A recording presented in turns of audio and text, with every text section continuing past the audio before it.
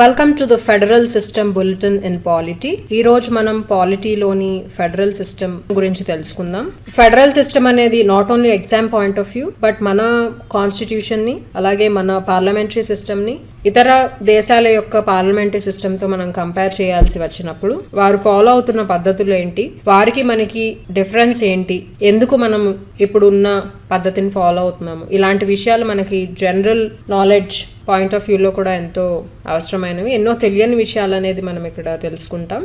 అసలు federal system అంటే ఏమిటి? ఫెడరల్ సిస్టమ్ గురించి తెలుసుకునే ముందు మనం 2 టైప్స్ ఆఫ్ గవర్నమెంట్స్ గురించి తెలుసుకోవాలి. అవి ఫెడరల్ గవర్నమెంట్ ఒకటి, అలాగే యూనిటరీ గవర్నమెంట్. ప్రపంచంలో ఉన్న అన్ని దేశాల వ్యవస్థలన్నీ కూడా ఐదర్ ఫెడరల్ అన్న అయి ఉంటాయి, లేకపోతే యూనిటరీ అన్న అయి ఉంటాయి. సో వాట్ ఈస్ దిస్ అనేది చూద్దాం. ఫస్ట్ అసలు యూనిటరీ అంటే ఏంటి, యూనిటరీ ఫార్మ్ ఆఫ్ గవర్నమెంట్ అంటే ఏంటి, ఫెడరల్ ఫార్మ్ ఆఫ్ గవర్నమెంట్ అంటే ఏంటి అనేది చూద్దాం. ఒక యూనిటరీ గవర్నమెంట్ లో పవర్స్ అన్నీ కూడా నేషనల్ గవర్నమెంట్ చేతిలో ఉన్నట్లయితే, అలాగే రీజనల్ గవర్నమెంట్స్ కూడా ఉంటాయి, బట్ పవర్స్ అన్నీ కూడా నేషనల్ గవర్నమెంట్ చేతిలో ఉండి నేషనల్ గవర్నమెంట్ ఏదైతే వారికి ప్రొజెక్ట్ చేస్తుందో, ఏదైతే ఆర్డర్స్ అనేది ఇస్తుందో దాని ప్రకారం మాత్రమే వర్క్ చేస్తున్నట్లయితే దాన్ని యూనిటరీ గవర్నమెంట్ అని అంటాం. So a unitary government is one in which all the powers are vested in the national government and the regional governments. So powers అన్నీ కూడా నేషనల్ గవర్నమెంట్ అంటే మనకి సెంట్రల్ గవర్నమెంట్ అలాగా, సో దాన్ని మనం నేషనల్ గవర్నమెంట్ అని అంటాం. ఇక్కడ యూనిటరీ ఫామ్ లో యూనిటరీ మోడల్ అంటే ఏంటో చూసాం. So what is federal model? Federal model అంటే ఈ నేషనల్ గవర్నమెంట్ ని ఫెడరల్ గవర్నమెంట్ అని కూడా అంటారు, అలాగే central government are union government అని కూడా పిలుస్తారు. ఏదైతే సెంటర్ లో ఆపరేట్ చేస్తున్న గవర్నమెంట్ ఏదైతే ఉందో దాన్ని ఫెడరల్ గవర్నమెంట్ అంటారు, సెంట్రల్ గవర్నమెంట్ అంటారు, అలాగే యూనియన్ గవర్నమెంట్ అని కూడా పిలుస్తారు. సో ఫెడరల్ మోడల్ ఏంటి? ఫెడరల్ మోడల్లో పవర్స్ అన్నీ కూడా నేషనల్ గవర్నమెంట్ అలాగే రీజనల్ గవర్నమెంట్స్ వీరి ఇరువురు కూడా ఈ పవర్స్ అనేది షేర్ చేసుకోవటం చూస్తాము. కాన్స్టిట్యూషనే వీరికి ఆ ప్రొవిజన్ అనేది కల్పిస్తుంది. సో కాన్స్టిట్యూషన్ ఇట్ సెల్ఫ్ ఆ ప్రొవిజన్ అనేది ఈ గవర్నమెంట్స్ కి, స్టేట్ గవర్నమెంట్ అలాగే సెంట్రల్ గవర్నమెంట్స్ కి ఈ పవర్ షేరింగ్ అనే ఫీచర్ ఇట్ సెల్ఫ్ కాన్స్టిట్యూషన్ ఇస్తుంది. సో ఇరువురు కూడా వారి రెస్పెక్టివ్ జ్యూరిస్డిక్షన్స్ లో అంటే వారికి ఇచ్చిన బౌండరీస్ లో ఇండిపెండెంట్ గా ఆపరేట్ చేసుకుంటూ ఉంటారు. సో దాన్ని మనం ఏం చెప్తాం? Federal model of government. అయితే ఈ ఫెడరల్ గవర్నమెంట్ అలాగే యూనిటరీ గవర్నమెంట్స్ కి కొన్ని కంపారిటివ్ ఫీచర్స్ అనేవి ఉన్నాయి. సో ఇవి చూసినట్లయితే మనకి ఒక complete perspective of what is a unitary form of government అలాగే what is a federal form of government అనేది తెలుస్తుంది. So let us see federal government అలాగే యూనిటరీ గవర్నమెంట్. ఫెడరల్ గవర్నమెంట్ అనేది డ్యూయల్ గవర్నమెంట్, అంటే ఇక్కడ సెంట్రల్ గవర్నమెంట్ ఉంటుంది అలాగే state governments కూడా ఉంటాయి. యూనిటరీ గవర్నమెంట్ అనేది ఒక సింగిల్ గవర్నమెంట్, అంటే నేషనల్ గవర్నమెంట్ అది కావాలంటే ఒక రీజనల్ గవర్నమెంట్స్ ని క్రియేట్ చేయదు. So everything is in the hands of national government. But federal government లో డ్యూయల్ గవర్నమెంట్ ఉంటుంది, సెంట్రల్ గవర్నమెంట్ ఉంటుంది, స్టేట్ గవర్నమెంట్ కూడా ఉంటుంది. ఇదంతా కూడా ఒక రిటర్న్ కాన్స్టిట్యూషన్ అనేది కంపల్సరీ వీరి పవర్స్ గురించి రాయబడి ఉంటుంది. అలాగే యూనిటరీ గవర్నమెంట్ లో కాన్స్టిట్యూషన్ ఉండొచ్చు, ఉండకపోవచ్చు. కాన్స్టిట్యూషన్ లో ఈ యూనిటరీ ఫార్మ్ ఆఫ్ గవర్నమెంట్ అనేది డిఫైన్ చేస్తున్న constitution France constitution one of the examples. అలాగే అన్ రిటర్న్ కాన్స్టిట్యూషన్ ఉన్నది బ్రిటన్ గవర్నమెంట్. అలాగే డివిజన్ ఆఫ్ పవర్స్ మనం చూసినట్లయితే నేషనల్ గవర్నమెంట్స్ మధ్యన అలాగే రీజనల్ గవర్నమెంట్స్ మధ్యన ఫెడరల్ టైప్ ఆఫ్ గవర్నమెంట్ లో ఈ పవర్స్ అనేది డివైడ్ అయి ఉంటాయి. But unitary form of government లో మనం చూస్తే ఈ డివిజన్ ఆఫ్ పవర్స్ అనేది ఉండదు. డివిజన్ ఆఫ్ పవర్స్ అనేవి నేషనల్ గవర్నమెంట్ అలాగే స్టేట్ గవర్నమెంట్ మధ్యన డివిజన్ ఆఫ్ పవర్స్ అనేవి ఉండవు. సో పవర్ మొత్తం కూడా నేషనల్ గవర్నమెంట్ చేతిలోనే ఉంటుంది. అలాగే coming to the next differences, ఇక్కడ మనకి కాన్స్టిట్యూషన్ లో ఎవ్రీథింగ్ ఇస్ రిటర్న్ అన్నాం, అంటే finally who is the supreme అంటే కాన్స్టిట్యూషన్ లోని రూల్సే సుప్రీం. బట్ ఇక్కడ కాన్స్టిట్యూషన్ కొన్నిసార్లు సుప్రీం అవ్వచ్చు, కొన్నిసార్లు కాకపోవచ్చు. కాన్స్టిట్యూషన్ లేదు కాబట్టి బ్రిటన్ లో మనం కాన్స్టిట్యూషన్ సుప్రీం అనలేము. Constitution is supreme in case of Japan. అలాగే రిజిడ్ కాన్స్టిట్యూషన్, ఏమన్నా ఆల్టరేషన్స్ చేంజెస్ ఏమైనా రిఫ్లెక్ట్ చేయాలి అంటే ఒక ఫుల్ ఫ్లెడ్జ్డ్ ప్రొసీజర్ అనేది ఉంటుంది. So rigid constitution. Unitary government లో కొన్నిసార్లు రూల్స్ అనేది రిజిడ్ గా ఉంటాయి, కొన్నిసార్లు ఫ్లెక్సిబుల్ గా ఉంటాయి as in Britain constitution. Independent judiciary ఉంటుంది, అంటే లెజిస్లేచర్ కి ఎగ్జిక్యూటివ్ కి సంబంధం లేకుండా ఈ జ్యుడిషియరీ అనేది ఉంటుంది. సో దాన్ని మనం ఇండిపెండెంట్ జ్యుడిషియరీ అని అంటున్నాం ఫెడరల్ గవర్నమెంట్ లో. ఫెడరల్ గవర్నమెంట్ కి ఎగ్జాంపుల్ వచ్చేసి India is a federal government. So మనకి జ్యుడిషియరీ అనేది ఇండిపెండెంట్ గా ఉంటుంది కదా. సో సుప్రీం కోర్ట్ అనేది ఇండిపెండెంట్ గా ఉంటుంది. మన ప్రైమ్ మినిస్టర్ కానివ్వండి, ప్రెసిడెంట్, వీరెవరు కూడా జుడిషియరీని ఇన్ఫ్లుయెన్స్ చేయలేరు. So we have a independent judiciary as hours is a federal government as well. అలాగే ఇక్కడ జుడిషియరీ ఇండిపెండెంట్ గా ఉండొచ్చు, ఇండిపెండెంట్ గా ఉండకపోవచ్చు. అంటే ఈ ఐడియాలజీ అనేది ఫెడరల్ గవర్నమెంట్ కానివ్వండి, యూనిటరీ గవర్నమెంట్ కానివ్వండి, వారి కంట్రీలో ప్రివేల్ అవుతున్న కండిషన్స్ కి అనుగుణంగా అందరూ కూడా దాన్ని మాడిఫై చేసుకుని అడాప్ట్ చేసుకోవడం జరుగుతుంది. సో కాబట్టి కొన్ని కంట్రీస్ లో కొన్ని రూల్స్ ఉంటే మరికొన్ని కంట్రీస్ లో అదే ఫార్మ్ ఆఫ్ ఐడియాలజీ అనేది వేరే విధంగా ఫాలో అవుతూ ఉంటారు. సో జుడిషియరీ అనేది కొన్ని కంట్రీస్ లో ఇండిపెండెంట్ గా ఉండొచ్చు, కొన్నిట్లో ఇండిపెండెంట్ గా ఉండకపోవచ్చు కూడా. బైకామరల్ లెజిస్లేచర్ అంటే కంపల్సరీ ఇక్కడ 2 హౌసెస్ అనేవి ఉంటాయి. సో మన కంట్రీనే తీసుకున్నట్లయితే మనకి రాజ్యసభ అలాగే లోక్సభ 2 హౌసెస్ సెంట్రల్ గవర్నమెంట్ లో ఉన్నాయి. అలాగే ఇక్కడ లెజిస్లేచర్ బైకామరల్ అవ్వచ్చు ఆర్ యూనికామరల్ అవ్వచ్చు. యూనికామరల్ అంటే ఓన్లీ 1 హౌస్, బైకామరల్ అంటే 2 హౌసెస్ ఉండడానికి. సో మనం కపుల్ ఆఫ్ డిఫరెన్సెస్ చూసాం. సో ఇప్పుడు ఫెడరల్ గవర్నమెంట్ అంటే ఏంటి, ఫెడరల్ సిస్టమ్ అంటే ఏంటి? ఫెడరల్ సిస్టమ్ అనేది డ్యూయల్ గవర్నమెంట్ కలిగి ఉంటుంది, రిటర్న్ కాన్స్టిట్యూషన్ ఉంటుంది, డివిజన్ ఆఫ్ పవర్స్ అనేది నేషనల్ అండ్ రీజనల్ గవర్నమెంట్స్ మధ్యన డివైడ్ చేయబడి ఉంటాయి. ఇది కాన్స్టిట్యూషన్ లో మెన్షన్ చేసినందువల్ల అల్టిమేట్లీ సుప్రీమసీ అనేది కాన్స్టిట్యూషన్ అవుతుంది. అలాగే ఒక రిజిడ్ కాన్స్టిట్యూషన్ అనేది ఉంటుంది. చేంజెస్ ఏదైనా రిఫ్లెక్ట్ చేయాలన్నా ఒక ఫుల్ ఫ్లెడ్జ్డ్ ప్రొసీజర్ అనేది ఉంటుంది. బైకామరల్ లెజిస్లేచర్ అయి ఉంటుంది, అలాగే ఇండిపెండెంట్ జుడిషియరీ కూడా అయి ఉంటుంది. So that is all about federal government. అసలు ఈ ఫెడరేషన్ అనేది ఎక్కడి నుంచి వచ్చింది? ఫెడరేషన్ అనేది ఒక లాటిన్ వర్డ్. ఇది ఫీడస్ అనే ఒక వర్డ్ నుంచి డిరైవ్ అయింది. ఫీడస్ అంటే ట్రీటీ ఆర్ అగ్రిమెంట్. సో మనకి ఈ పేరులోనే తెలిసిపోతుంది. ఒక ఫెడరేషన్ అంటే ట్రీటీ ఆర్ అగ్రిమెంట్ అంటే సెంటర్ అండ్ స్టేట్స్ అనేది ఫామ్ అయ్యాయి. ఒక ట్రీటీ ఆర్ అగ్రిమెంట్ వల్ల ఇవి ఫామ్ అయినందున ఈ ప్రాసెస్ని ఫెడరేషన్ అని అంటున్నారు. అంటే ఒక అండర్స్టాండింగ్, ఒక అగ్రిమెంట్ వల్ల సెంటర్ అండ్ స్టేట్స్ అనేవి కలిసి వర్క్ చేస్తున్నాయి. సో కాబట్టి దాన్ని ఫెడరేషన్, ఫెడరల్ సిస్టమ్ ఎక్సెట్రా అని అన్ని అంటున్నాం. అయితే ఒక ఫెడరేషన్ ఎన్ని విధాలుగా ఫామ్ అవ్వచ్చు? 2 వేస్లో ఫామ్ అవ్వచ్చు. అంటే టిల్ డేట్ వరకు మనం ఈ ప్రాసెస్ స్టార్ట్ చేసిన తర్వాత చూసినదైతే 2 వేస్లో ఫామ్ అవ్వచ్చు.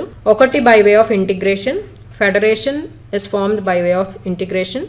మరొకటి బై వే ఆఫ్ డిసింటిగ్రేషన్. అయితే what is federation by way of integration? Federation by way of integration అని అంటే ఉన్న చిన్న చిన్న స్టేట్స్ అన్నింటినీ కలిపి మిలిటరీలీ వీక్ ఉన్న స్టేట్స్ అవ్వచ్చు, లేకపోతే ఒక కంట్రీలో కలవాలి అనుకుంటున్న ప్రదేశాలు అవ్వచ్చు. సో వీరందరినీ కలిపి ఎకనామికల్లీ బ్యాక్వర్డ్ స్టేట్స్ ఏవైతే ఉన్నాయో, ఇండిపెండెంట్ స్టేట్స్, వీరందరూ కలిసి ఒక బిగ్ అండ్ స్ట్రాంగ్ యూనియన్ గా ఫామ్ అవ్వాలి అని డిసైడ్ అయినప్పుడు దాన్ని బై ఇంటిగ్రేషన్ అంటారు. అంటే చిన్న చిన్న వాటిని అన్నిటిని కలిపి ఇంటిగ్రేట్ చేయడాన్ని బై వే ఆఫ్ ఇంటిగ్రేషన్ అని అంటున్నాం. 1 type of federation. Second type of federation మనం చూసినట్లయితే బై వే ఆఫ్ డిసింటిగ్రేషన్. ఇప్పుడు ఫస్ట్ దానికి బై వే ఆఫ్ ఇంటిగ్రేషన్ కి మనకి ఎగ్జాంపుల్ వచ్చేసి యుఎస్, యునైటెడ్ స్టేట్స్, అలాగే చిన్న చిన్న స్టేట్స్ అన్ని కలిపి ఒక పెద్ద ఫెడరేషన్ గా ఫామ్ అయ్యాయి. అర్లియర్ ఇవి అమెరికన్ రెవల్యూషన్ ఏదైతే 1775 నుంచి 83 వరకు జరిగిందో, ఈ అమెరికన్ రెవల్యూషన్ తర్వాత 13 స్టేట్స్, ఒరిజినల్ గా ఇవి 13 స్టేట్స్, ఇవి అన్ని కలిపి 50 స్టేట్స్ గా డివైడ్ అయ్యి అన్ని కలిసి ఒక United States of America, United States గా అవతరించాయి. So United States is formed by integration. అలాగే బై వే ఆఫ్ డిసింటిగ్రేషన్ అంటే ఒక లార్జ్ స్టేట్, ఒక బిగ్ అండ్ స్ట్రాంగ్ యూనియన్ ఏదైతే ఉందో అది ఫెడరేషన్ గా కన్వర్ట్ అవడాన్ని, అంటే తన ప్రావిన్సెస్ కి ఇండిపెండెన్స్ అనేది కొంత పార్ట్లీ ఇవ్వడాన్ని, దాన్ని డిసింటిగ్రేషన్ అంటున్నాం. అంటే ఆల్రెడీ ఒక లార్జ్ స్టేట్ ఏదైతే ఉందో సెంట్రల్ గవర్నమెంట్ ఏం చేస్తుంది, రీజనల్ గవర్నమెంట్స్ కి ఇండిపెండెంట్ పవర్స్ ఇవ్వడాన్ని, దాన్ని బై వే ఆఫ్ డిసింటిగ్రేషన్ అంటున్నాం. సో అలా కూడా ఫెడరేషన్ అనేది అడాప్ట్ చేసుకోవచ్చు. దీనికి ఎగ్జాంపుల్ వచ్చేసి Canada federation starting only 4 provinces, తర్వాత దాన్ని 10 ప్రావిన్సెస్ చేశారు. సో 1867 లో ఇది ఫెడరేషన్ గా ఫామ్ అయింది. సో కెనడా అలాగే యుఎస్ ఇవి రెండు కూడా one of the old countries to adopt federation. United States is the oldest country which has adopted federation. అయితే మన కంట్రీ వారు ఏం చేశారు, కాన్స్టిట్యూషన్ ఆఫ్ ఇండియాకు ఫెడరల్ సిస్టమ్ ఆఫ్ గవర్నమెంట్ ని ఇంప్లై చేసింది. ఫెడరల్ సిస్టమ్ ఆఫ్ గవర్నమెంట్ ని మనం ఎందుకు సెలెక్ట్ చేసుకున్నాం? Why not unitary, why federal? మన ఫ్రేమర్స్ ఒక ఫెడరల్ సిస్టమ్ ఆఫ్ గవర్నమెంట్ ని ఎందుకు సెలెక్ట్ చేసుకున్నారు అంటే because of the large size of the country, అలాగే సోషియో కల్చరల్ డైవర్సిటీ, కంట్రీ యొక్క పెద్ద సైజ్ మన పాపులేషన్ వల్ల, అలాగే సోషియో కల్చరల్ డైవర్సిటీ, మనకి రీజనల్ డిఫరెన్సెస్ ఉన్నాయి, అలాగే language differences, cost, creed, what not everything ఉన్నాయి. కాబట్టి మన కంట్రీకి యూనిటరీ ఫార్మ్ ఆఫ్ గవర్నమెంట్ అనేది సెట్ అవ్వదని, ప్రాంతీయంగా ఎవరికి వారికి ఇండిపెండెంట్ గా ఒక గవర్నమెంట్ అనేది ఉండాలి అని మనకి యూనిటరీ గవర్నమెంట్ ని చూస్ చేసుకోకుండా ఫెడరల్ సిస్టమ్ ఆఫ్ గవర్నమెంట్ ని చూస్ చేసుకోవడం జరిగింది. The Indian federal system is based on Canadian model and not on American model. So American model లాగా మన సిస్టమ్ అనేది బేస్ అయ్యలేదు, బట్ కెనేడియన్ మోడల్ గ్రౌండ్స్ మీద డెవలప్ చేశారు. అయితే మనకి ఫెడరేషన్ అనే టర్మ్ ఎక్కడా కూడా మనకి కాన్స్టిట్యూషన్ లో వాడలేదు. ఆర్టికల్ 1 ఇండియాను యూనియన్ ఆఫ్ స్టేట్స్ గా డిక్లేర్ చేస్తుంది. ఈ యూనియన్ ఆఫ్ స్టేట్స్ అన్న ఫ్రేజ్ ఎందుకు ప్రిఫర్ చేశారు? Why not federation of states? మనం ఫెడరల్ సిస్టమ్ ఫాలో అవుతున్నామని చెప్పాము, ఫెడరేషన్ ఆఫ్ స్టేట్స్ అని ఎందుకు అనలేదు, యూనియన్ ఆఫ్ స్టేట్స్ అని ఎందుకు అన్నారు అంటే, ఇండియన్ ఫెడరేషన్ అమెరికన్ ఫెడరేషన్ లాగా స్టేట్స్ మధ్యన అగ్రిమెంట్ తో ఇది ఫామ్ అవ్వలేదు.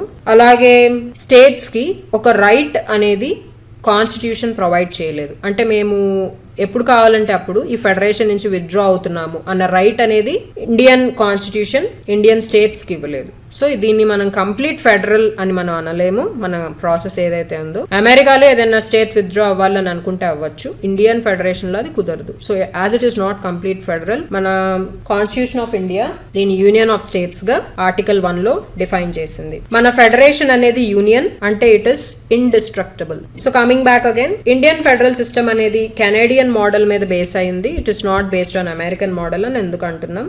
అమెరికన్ మోడల్లో ఒక స్ట్రాంగ్ సెంటర్ అనేది ఉంటుంది, బట్ మనకి ఇండియన్ ఫెడరేషన్ అనేది కెనేడియన్ ఫెడరేషన్ ని సూచిస్తుంది. ఎందుకంటే మనం డిసింటిగ్రేట్ అయ్యాం. ఇనీషియల్ గా మనకి ఇప్పుడు మద్రాస్ ప్రొవిన్స్ అని, బెంగాల్ ప్రొవిన్స్ అని, అలాగే బాంబే ప్రొవిన్స్ అని ఇలా ప్రొవిన్సెస్ ఉన్నాయి. బట్ అవన్నీ కూడా మనం డిసింటిగ్రేట్ చేసాం, చిన్న చిన్న స్టేట్స్ గా మనం డిసింటిగ్రేట్ చేసాం. సో మన ఫార్మేషన్ అనేది సేమ్ లైక్ కెనేడియన్ ఫెడరేషన్ లో ఎలా ఫామ్ అయిందో మనది కూడా అలాగే ఫామ్ అయింది. అలాగే మనం యూనియన్ కి ప్రిఫరెన్స్ అనేది ఇచ్చాం. కెనేడియన్ ఫెడరేషన్ కూడా యూనియన్ అనే వారు కూడా పిలుచుకుంటారు. అలాగే సెంట్రలైజింగ్ టెండెన్సీ అనేది ఉంటుంది మనకి. అంటే ఇప్పుడు సెంట్రల్ గవర్నమెంట్ ఎక్కువ, స్టేట్ గవర్నమెంట్ ఎక్కువ అంటే మనది సెంట్రల్ గవర్నమెంటే it is little more powerful than the state government అని చెప్పొచ్చు. సో ఈ ఫీచర్స్ అన్ని కూడా కెనేడియన్ మోడల్ నుంచి మనం అడాప్ట్ చేసుకున్న features in terms of federation. So in its formation, in its preference to the union, అలాగే its centralising tendency. What are the federal features of the constitution? Constitution యొక్క federal features ఏంటి? Already మనం features చూసాం, but in detail చూద్దాం. Dual polity. ఈ dual polity అంటే ఏంటి? Dual polity అంటే it has union at the centre, అలాగే states at the periphery, states at the bottom. So ఈ డ్యూయల్ పాలిటీలో యూనియన్ అనేది సెంటర్, దాని కింద స్టేట్స్ ఉంటాయి. అలాగే వీరికి సావరెన్ పవర్స్ అనేది ఇవ్వడం జరుగుతుంది. ఇండిపెండెంట్ పవర్స్ అనేది ఎవరికి వారు ఇస్తారు. యూనియన్ గవర్నమెంట్ నేషనల్ ఇంపార్టెన్స్ ఉన్న మ్యాటర్స్ ఏవైతే ఉన్నాయో, సే ఫర్ ఎగ్జాంపుల్ డిఫెన్స్, అలాగే ఫారిన్ అఫైర్స్, కరెన్సీ తదితర విషయాలన్నీ కూడా సెంట్రల్ ఇంపార్టెన్స్ ఉన్న ఇష్యూస్ అన్ని కూడా యూనియన్ గవర్నమెంట్ డీల్ చేస్తుంది. అలాగే స్టేట్ గవర్నమెంట్ ని మనం కన్సిడర్ చేసుకున్నట్లయితే, స్టేట్ గవర్నమెంట్స్ రీజనల్ ఇంపార్టెన్స్ అలాగే లోకల్ ఇంపార్టెన్స్ ఉన్న ఇష్యూస్ ని హ్యాండిల్ చేస్తుంది. Say for example public order, agriculture, health తదితర విషయాలను స్టేట్ గవర్నమెంట్ హ్యాండిల్ చేస్తుంది. So dual polity. Next important thing is written constitution. Constitution అనేది ఒక రిటర్న్ డాక్యుమెంట్ అనే కాదు, బట్ మనది it is the lengthiest constitution of the world. ఇది కూడా మనకు తెలుసు. ఒరిజినల్ గా మనకు ప్రియాంబుల్ అనేది ఉండేది. అలాగే 395 ఆర్టికల్స్ ఉన్నాయి, 8 షెడ్యూల్స్ ఉన్నాయి. ఎట్ ప్రెసెంట్ 465 ఆర్టికల్స్ ఉన్నాయి, అలాగే 12 షెడ్యూల్స్ ఉన్నాయి. సో మీరు చూసేసరికి ఇవి ఆల్టర్ కూడా అవ్వచ్చు. ఇట్ స్పెసిఫైస్ మన కాన్స్టిట్యూషన్ అనేది మన గవర్నమెంట్ యొక్క స్ట్రక్చర్, ఆర్గనైజేషన్, అలాగే central and state governments powers and functions ఎలా డిస్ట్రిబ్యూట్ చేసుకోవాలి, వారి లిమిటేషన్స్ ఏంటి, వారు ఎలా ఆపరేట్ చేయాలి అన్న విషయాలన్నీ కూడా ఇన్ డీటెయిల్ ఇందులో చెప్పబడ్డాయి. సో దీనివల్ల ఎలాంటి మిస్అండర్స్టాండింగ్స్ అలాగే డిసగ్రిమెంట్స్ ఏవైతే అరైజ్ అవుతున్నాయో వాటన్నిటికీ కూడా సొల్యూషన్ అనేది ముందే చెప్పబడింది. ఫర్దర్ గా కాన్ఫ్లిక్ట్స్ వచ్చినా కూడా ఎవరు వీటిని రిసాల్వ్ చేస్తారు అన్న విషయాలను కూడా ఇందులో వివరంగా చెప్పబడింది. సో అలాగే నెక్స్ట్ ఫీచర్ వచ్చేసి division of powers. Division of powers లో మనం తెలుసుకోవాల్సింది లిస్ట్స్ గురించి. లిస్ట్స్ అనేది ఇంట్లో ఇంపార్టెంట్. ఈ లిస్ట్ లో మనకి 3 టైప్స్ ఆఫ్ లిస్ట్స్ ఉంటాయి. యూనియన్ లిస్ట్, స్టేట్ లిస్ట్, అలాగే కంకరెంట్ లిస్ట్. ఈ 3 లిస్ట్స్ ఏంటి అంటే ఎవరెవరు ఏ ఫీల్డ్స్ లో పవర్ అనేది డివైడ్ చేసుకుంటారు, వారి పవర్స్ అనేది ఎలా డివైడ్ అయినాయి అనే లిస్ట్ బట్టి. యూనియన్ లిస్ట్ లో 100 సబ్జెక్ట్స్ ఉన్నాయి యాజ్ ఆఫ్ నౌ. అలాగే స్టేట్ లిస్ట్ లో 61 సబ్జెక్ట్స్ అనేవి ఉన్నాయి. అలాగే కంకరెంట్ లిస్ట్ లో 52 సబ్జెక్ట్స్ అనేవి ఉన్నాయి. సో ఈ లిస్ట్ అనేది ఎప్పటికప్పుడు అప్డేట్ చేస్తూ ఉంటారు depending on the conditions prevailing in the country. Earlier ఈ యూనియన్ లిస్ట్ లో 97 మాత్రమే ఉండేవి, దాన్ని 100 చేశారు. స్టేట్ లిస్ట్ లో 67 ఉండేవి, అవి 61 అయ్యాయి. అలాగే కంకరెంట్ లిస్ట్ లో 52 సబ్జెక్ట్స్ ఉన్నాయి ప్రస్తుతానికి, ఒరిజినల్ గా 47 ఉండేవి. కంకరెంట్ యూనియన్ లిస్ట్ అంటే దీని మీద లాస్, అలాగే దీని మీద పవర్, దీని మీద డెసిషన్స్ అన్ని కూడా యూనియన్ గవర్నమెంట్ మాత్రమే తీసుకోగలదు. సో స్టేట్ గవర్నమెంట్స్ యొక్క ఇంటర్ఫియరెన్స్ అనేది ఉండదు. అలాగే స్టేట్ లిస్ట్ లో ఓన్లీ స్టేట్స్ మాత్రమే దానికి సంబంధించిన రూల్స్ అండ్ రెగ్యులేషన్స్ అనేవి రాయగలవు, మార్చగలవు. దీనిలో సెంటర్ యొక్క ఇంటర్ఫియరెన్స్ అనేది లేదు. కంకరెంట్ లిస్ట్ లో స్టేట్ అలాగే సెంట్రల్ గవర్నమెంట్స్ ఇరువురు కూడా ఇన్వాల్వ్ అయి ఉంటారు. ఒకవేళ ఏదన్నా కాన్ఫ్లిక్ట్ వచ్చినట్లయితే లా మేకింగ్ ప్రాసెస్ లో సెంట్రల్ లా మాత్రమే ప్రివేల్ అవుతుంది. అంటే సెంట్రల్ వారు ఏదైతే లా చేస్తారో ఫైనల్లీ దానికి మాత్రమే అందరూ యాక్సెప్ట్ చేయాల్సి ఉంటుంది, స్టేట్స్ కూడా. కొత్త సబ్జెక్ట్స్ కానివ్వండి, ఏదన్నా ఇతర సబ్జెక్ట్స్, వాటిని రెసిడ్యూరీ సబ్జెక్ట్స్, మిగిలిపోయిన సబ్జెక్ట్స్, ఇవన్నీ కూడా బై డిఫాల్ట్ సెంటర్ కి అలాట్ చేయబడతాయి. Supremacy of the constitution. What is supremacy of the constitution? Constitution అనేది it is the highest law of the land, అంటే supreme law of the land. As per our country it is the supreme law of the land. Centre అలాగే states ఏవైతే laws enact చేస్తున్నారో వారికి ఇచ్చిన provisions కు match అవ్వాలి ఇవన్నీ కూడా. లేకపోతే సుప్రీం కోర్ట్ వీటిని ఇన్వాలిడ్ అని డిక్లేర్ చేసినట్లయితే వీరు చేసిన చేంజెస్ అన్ని కూడా ఇన్వాలిడ్ అవుతాయి. అలాగే హైకోర్ట్స్ కూడా వారి పవర్ ఆఫ్ జ్యుడిషియల్ రివ్యూ, అలాగే సుప్రీం కోర్ట్స్ వీరు ఈ పవర్ ని అవైల్ చేసుకుని వీరు చేస్తున్న లాస్ అన్ని కూడా వాయిడ్ అని ప్రకటించవచ్చు. సో వారికి ఇచ్చిన ప్రొవిజన్స్ బౌండరీలో సెంటర్ అండ్ స్టేట్స్ అనేది యాక్ట్ చేయాల్సి ఉంటుంది. సో మనం ఏం చెప్తున్నాం? Supremacy of the constitution prevails always. Rigid constitution. Rigid constitution అంటే అమెండ్మెంట్స్ అనేవి ఎలా చేయగలము. సో అమెండ్మెంట్ ప్రొసీజర్ అనేది రిజిడ్ గా, స్ట్రాంగ్ గా ఉన్నప్పుడు మాత్రమే కాన్స్టిట్యూషన్ రిజిడ్ గా ఉంటుందని చెప్పగలము. సో ఈ అమెండ్మెంట్ ప్రొసీజర్ లో ఓన్లీ సెంటర్ మాత్రమే కాదు, బట్ స్టేట్ గవర్నమెంట్స్ కూడా ఇన్వాల్వ్ అవడం వల్ల ఇది ఒక పక్కా ప్రొసీజర్ లాగా మనం చెప్పొచ్చు. సో ఎలా పడితే అలాగా అమెండ్మెంట్స్ అనేది చేయడానికి వీల్లేదు. స్టేట్ గవర్నమెంట్స్ కూడా వారి రోల్ ని ఈ అమెండ్మెంట్ ప్రొసీజర్ లో ప్లే చేస్తాయి. స్పెషల్లీ అంటే ప్రతి అమెండ్మెంట్ లో స్టేట్ గవర్నమెంట్స్ ఇన్వాల్వ్ అయి ఉండవు. ఇక్కడ ఫెడరల్ స్ట్రక్చర్ కి సంబంధించిన అమెండ్మెంట్స్ ఏదైనా కాన్స్టిట్యూషన్ లో రిఫ్లెక్ట్ చేయాలి అని అనుకున్నట్లయితే దాంట్లో స్టేట్ గవర్నమెంట్స్ కూడా వారు పార్టిసిపేట్ చేస్తారు. సో ఫెడరల్ స్ట్రక్చర్ అమెండ్ చేయాలి అని అనుకున్నట్లయితే బోత్ సెంట్రల్ అలాగే స్టేట్ గవర్నమెంట్స్ ఇద్దరు కూడా ఈ అమెండ్మెంట్ యాక్షన్ లో పార్టిసిపేట్ చేయాల్సి ఉంటుంది. ఈ అమెండ్మెంట్ చేస్తున్నప్పుడు అమెండ్మెంట్ బై స్పెషల్ మెజారిటీ అనేది కన్సిడర్ చేయాల్సి ఉంటుంది ఆఫ్ పార్లమెంట్, అలాగే more than half of the state legislatures వారి అంగీకారాన్ని తెలపాల్సి ఉంటుంది. Next important feature is independent judiciary. Independent judiciary అంటే ఇక్కడ మన సుప్రీం కోర్ట్ అనేది head of this judiciary. So ఎందుకని ఇండిపెండెంట్ జ్యుడిషియరీ అనేది పాటిస్తున్నారు? ఎన్నో కంట్రీస్ లో లాస్ అనేది ప్రైమ్ మినిస్టర్ అలాగే ప్రెసిడెంట్స్ కూడా మార్చొచ్చు, బట్ మనకి ఇండిపెండెంట్ జ్యుడిషియరీ అనేది ఎందుకుంది? What is the main reason అంటే to protect the supremacy of the constitution, అలాగే to settle the disputes between the centre and the states. So disputes ఏవైతే అరైజ్ అవుతున్నాయో సెంటర్ కి స్టేట్స్ కి మధ్యన ఉన్న డిస్ప్యూట్స్ ని రిజాల్వ్ చేయాలి అని అంటే వీరు ఇద్దరికి కూడా ఇండిపెండెంట్ గా జ్యుడిషియరీ అనేది ఉన్నప్పుడే అది సాధ్యపడుతుంది. సో అందుకనే మన కాన్స్టిట్యూషన్ ఇండిపెండెంట్ జ్యుడిషియరీని కన్ఫర్ చేసింది. సో మన కాన్స్టిట్యూషన్ సెక్యూరిటీ కూడా ఇచ్చింది judiciary. So దాన్ని మనం ఇండిపెండెంట్ అని అంటున్నాం.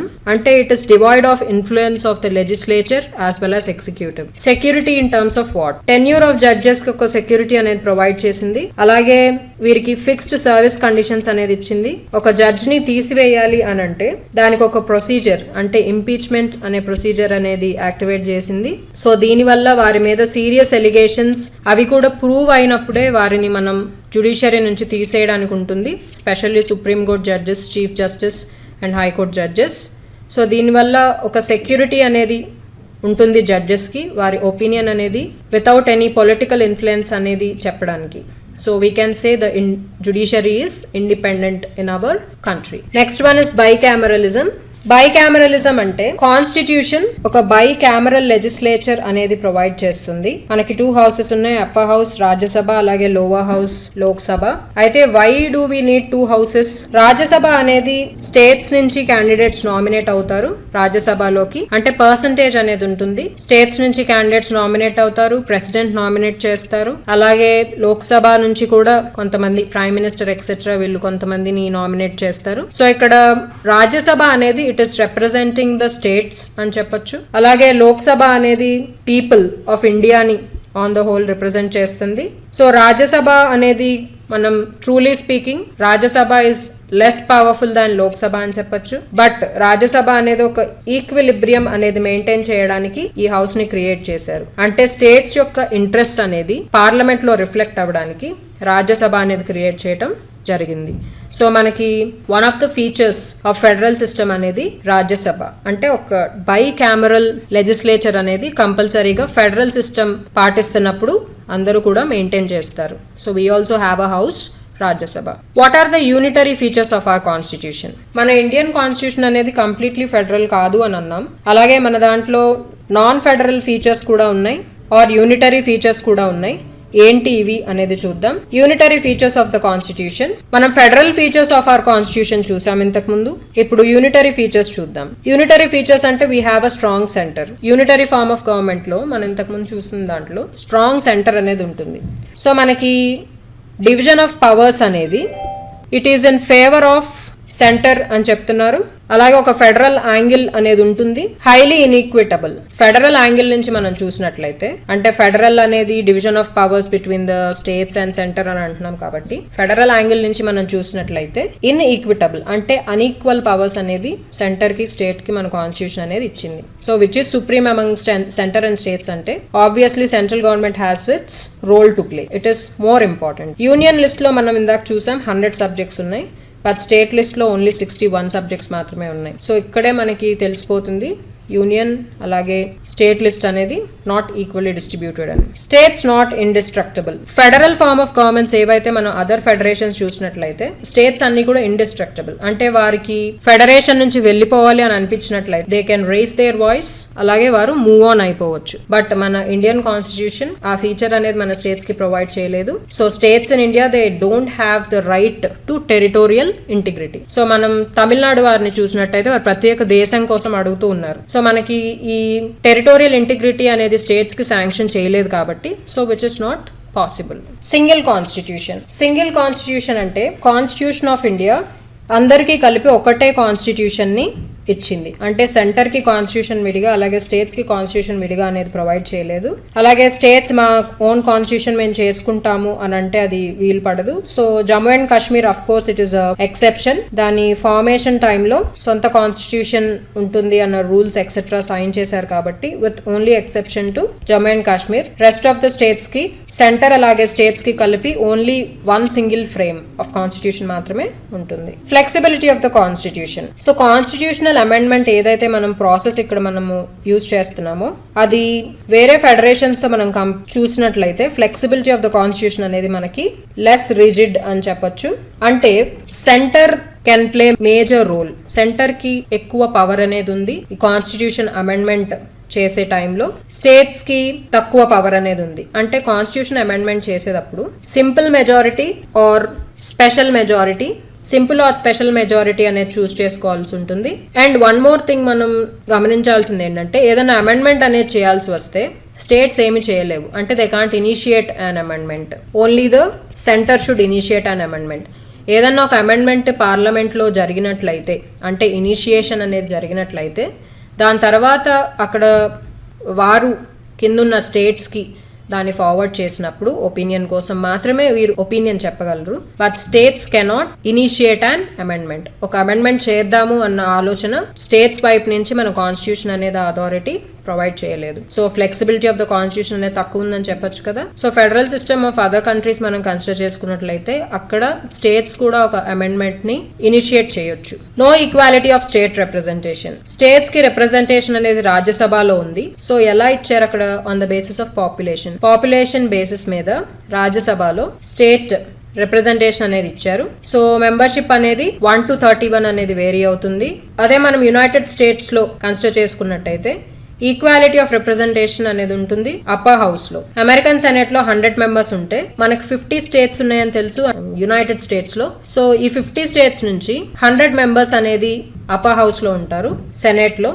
ఈ 100 మెంబర్స్ ఉన్నారు 50 స్టేట్స్ నుంచి అంటే స్టేట్ నుంచి 2 మెంబర్స్ ఈచ్ ఉంటారు. బట్ మనకి depending on the population number of seats అనేది అలాట్ చేయడం జరిగింది. సో ఒక స్టేట్ నుంచి 1 to 31 ఇవి వేరీ అవుతాయి. అంటే స్టేట్ 1 నుంచి ఒక నంబర్ ఆఫ్ మెంబర్స్ ఉన్నట్టు స్టేట్ 2 నుంచి ఇంకొక నంబర్ ఆఫ్ మెంబర్స్ అనేది ఉండొచ్చు. So no equality of state representation అనేది మన కాన్స్టిట్యూషన్ లో అబ్జర్వ్ చేయొచ్చు. అలాగే ఎమర్జెన్సీ ప్రొవిజన్స్ కన్సిడర్ చేసినట్లయితే కాన్స్టిట్యూషన్ మనకి 3 types ఆఫ్ ఎమర్జెన్సీస్ అనేది ఇచ్చింది. National emergency, state emergency and financial emergency. ఒక ఎమర్జెన్సీ అప్పుడు state government all the more powerful అయిపోతుంది. స్టేట్స్ అన్ని కూడా సెంటర్ యొక్క కంట్రోల్లోకి వచ్చేస్తాయి. సో ఫెడరల్ స్ట్రక్చర్ ఒకటేసారి యూనిటరీ ఫార్మ్ ఆఫ్ గవర్నమెంట్ గా కన్వర్ట్ అయిపోతుంది. ఒక ఫార్మల్ అమెండ్మెంట్ అనేది ఏమి ఉండదు. సో ఇప్పటి నుంచి మనము ఎమర్జెన్సీ అనేది డిక్లేర్ చేస్తున్నాము, స్టేట్ గవర్నమెంట్స్ నుంచి పవర్ తీసుకుంటున్నాం అన్న ఫార్మల్ అమెండ్మెంట్ ఏమి ఉండదు. ఇది ఒక టైప్ ఆఫ్ ట్రాన్స్ఫార్మేషన్ లాగా. ఎమర్జెన్సీ అప్పుడు ఫెడరల్ స్టేట్ అయిన మన కంట్రీ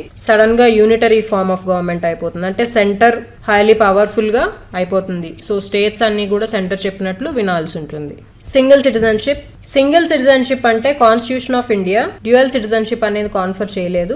అంటే మనం సిటిజన్స్ ఆఫ్ ఇండియాగానే రికగ్నైజ్ అవ్వబడతాం. అంటే we are not again citizens of Telangana or citizens of Andhra Pradesh again. So మనం సిటిజన్స్ ఆఫ్ ఇండియాగానే మనల్ని గుర్తిస్తారు. ఇంటిగ్రేటెడ్ జ్యుడిషియల్ సిస్టమ్ అంటే సుప్రీం కోర్ట్ అనేది it is the top and state high courts అనేది దాని కింద ఉంటాయి. అంటే ఒక హైయరార్కీ అనేది మెయింటైన్ చేయటం వల్ల సెంట్రల్ లాస్ అనేది కంపల్సరీ స్టేట్ లాస్ తో కోయిన్సైడ్ అవ్వాల్సి ఉంటుంది. అదే మనం యునైటెడ్ స్టేట్స్ కన్సిడర్ చేసుకున్నట్లయితే అక్కడ డబుల్ సిస్టమ్ ఆఫ్ కోర్ట్స్ ఉంటాయి. ఫెడరల్ లాస్ అనేది ఏ కోర్ట్కి ఆ కోర్ట్ విడిగా ఉంటాయి. అలాగే ఫెడరల్ జ్యుడిషియరీ అనేది మళ్ళీ విడిగా ఉంటుంది. So that form of system అనేది మనకి ఇక్కడ లేదు. స్టేట్ హైకోర్ట్స్ కూడా సుప్రీం కోర్ట్ చెప్పింది ఇక్కడ వినాల్సి ఉంటుంది. So next comes all India services అంటే ఫర్ ఎగ్జాంపుల్ మనం యునైటెడ్ స్టేట్స్ ని కన్సిడర్ చేసుకున్నట్లయితే ఈ ఫెడరల్ గవర్నమెంట్ అలాగే state government separate public services అనేవి అక్కడ ఉంటాయి. స్టేట్ కి అలాగే ఫెడరల్ సిస్టమ్ కి సెపరేట్ పబ్లిక్ సర్వీసెస్ అనేవి ఉంటాయి. బట్ ఇండియాకి మనకి సెంటర్ అండ్ స్టేట్స్ కి సెపరేట్ పబ్లిక్ సర్వీసెస్ అనేవి ఉంటాయి. అలాగే ఆల్ ఇండియా సర్వీసెస్ కూడా ఉంటాయి. For example IAS, IPS and IFS. ఈ మెంబర్స్ అందరినీ కూడా సెంటర్ ట్రైన్ చేస్తుంది. అలాగే అల్టిమేట్ కంట్రోల్ అనేది ఇస్తుంది. వారిని స్టేట్ గవర్నమెంట్స్ లో వీరిని ప్రవేశపెడుతుంది. ఈ సర్వీసెస్ అనేవి మన ప్రిన్సిపల్ ఆఫ్ ఫెడరలిజం ని వయలేట్ చేస్తున్నాయి. సో అల్టిమేట్ గా సెంటర్ కే కంట్రోల్ అనేది, స్టేట్ కంట్రోల్ అనేది సెంటర్ కి వస్తుంది. కాబట్టి ఈ సర్వీసెస్ అనేది వయలేట్ చేస్తున్నాయని చెప్పొచ్చు. Integrated audit machinery CAG, controller and auditor general of India, central government యొక్క రికార్డ్స్ మాత్రమే ఆడిట్ చేయటం కాదు, స్టేట్ గవర్నమెంట్ రికార్డ్స్ కూడా వీరు ఆడిట్ చేస్తారు. బట్ ఈయన అపాయింట్మెంట్ కానివ్వండి, ఈయన రిమూవల్ కానివ్వండి ప్రెసిడెంట్ చేస్తారు, స్టేట్స్ తో కన్సల్ట్ చేయకుండా. సో ప్రెసిడెంట్ అపాయింట్ చేస్తున్నారు అంటే వారు ఇక్కడ సెంట్రల్ గవర్నమెంట్ యొక్క రికమెండేషన్స్ తో and of course if he finds the candidate to be suitable ఆయన చేస్తారు. ఇది చేయడం వల్ల స్టేట్స్ యొక్క ఆడిటింగ్ కూడా ఆయన చేస్తున్నారు. అదే మనం అమెరికన్ సిస్టమ్ యొక్క కాగ్ను మనం కన్సిడర్ చేసుకుంటే అకౌంట్స్ ఆఫ్ స్టేట్స్ లో he will not interfere.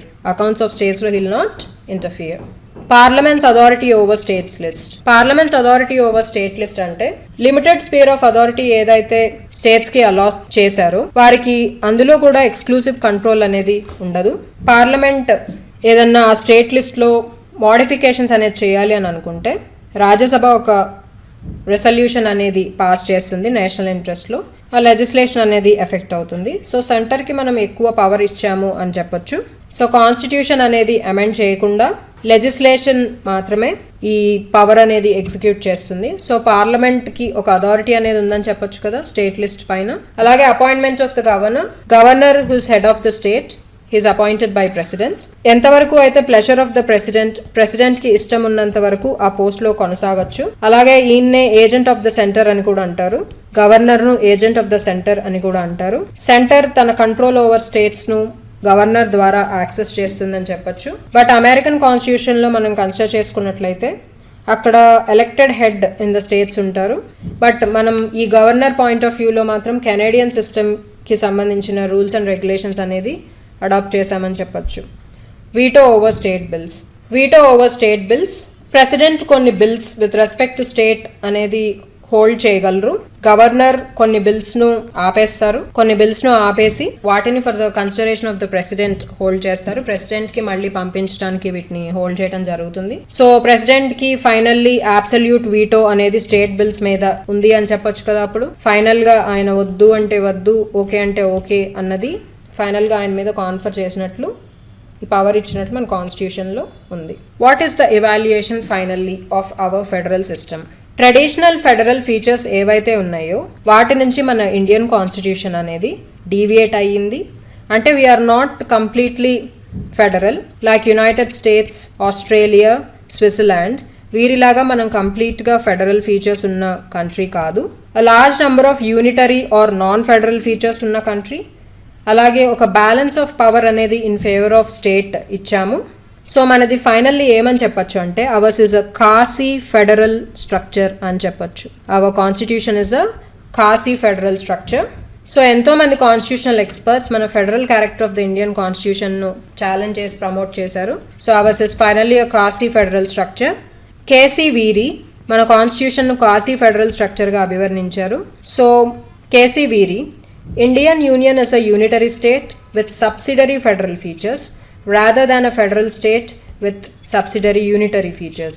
So ఆయన ఏమని అభివర్ణించారు? He is a constitutional expert. ఆయన ఏం చెప్పారంటే ఇండియన్ యూనియన్ అనేది ఒక unitary state, it's not a federal state, it's a unitary state with subsidiary federal features. So అందులో చాలా ఫెడరల్ ఫీచర్స్ ఉన్నాయి, బట్ దాన్ని ఇలా అనలేము. ఇండియన్ యూనియన్ ఒక ఫెడరల్ స్టేట్, అందులో కొన్ని యూనిటరీ ఫీచర్స్ ఉన్నాయని అనలేము, but it is first unitary state with many federal features అని కేసీ వీరి కమెంట్ చేశారు. According to K Santhanam, the two factors have been responsible. Unitary bias అనేది ఎక్కువగా మన కాన్స్టిట్యూషన్ లో ఉంది అనేది చెప్పడానికి ఈ టూ ఫ్యాక్టర్స్ అనేది responsible. Dominance of the centre, financial sphere మనం కన్సిడర్ చేసుకున్నట్టయితే ఏదైతే very important for the country, అందులో ఎక్కువగా సెంట్రల్ డామినేషన్ అనేది ఉంది. అలాగే పవర్ఫుల్ ప్లానింగ్ కమిషన్, ఈ పవర్ఫుల్ ప్లానింగ్ కమిషన్ కూడా it is tilted towards the centre. కాబట్టి మన సిస్టమ్ అనేది ఒక యూనిటరీ బయాస్, అంటే it is rendering more power to the centre అని మనం చెప్తున్నాం. Nature of the Indian constitution consider చేసుకుని బిఆర్ అంబేద్కర్ గారు మన కాన్స్టిట్యూషన్ అనేది ఒక ఫెడరల్ కాన్స్టిట్యూషన్, ఇది డ్యూయల్ పాలిటీని ఎస్టాబ్లిష్ చేస్తుంది అని చెప్పారు. మన యూనియన్ అనేది it's not a league of states united in a loose relationship అని చెప్పారు. స్టేట్స్ సెంటర్ యొక్క ఏజెన్సీస్ కాదు, వారి వారి అథారిటీ, రెస్పెక్టివ్ అథారిటీని మన కాన్స్టిట్యూషన్ నుంచి డిరైవ్ చేసుకుంటాయి. అలాగే టైట్ మౌల్డ్ ఆఫ్ ఫెడరలిజం కూడా లేదు. So we are not completely unitary, అలాగే we are not completely federal system అని బిఆర్ అంబేద్కర్ గారు చెప్పారు. So this is all about federal system and our Indian constitution, Indian form of government. So finally India is a Khasi federal type of system. So hope you enjoyed this bulletin. Thank you.